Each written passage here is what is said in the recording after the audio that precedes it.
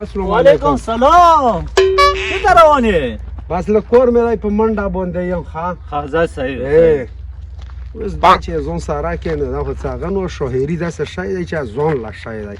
خو په کارور کېنه چېرته پټي کې کېنه او به شاعري به زده کوې. دا خو کلیپونه وینو. او یاره دا څرنګه چل من خیلی برابر یې. الله خوشحال لرم. څه ماته ګوډې دا چې سبا چی قرار کړو؟ ها دا لک دا څو ورځې نه وینم بیخي مې لیدلی نه دی چې دا کی څه شی. خو چې دل دا اوس هم روان و په لار باندې مو چې چیرته چې کور مې ده ولې لیدو خود مې ولو کم په لوړو یاره داسې سیده روان و د پټو طرف هر صاحب سی ورسو مړه چې دا څه شی کی ورڅ شو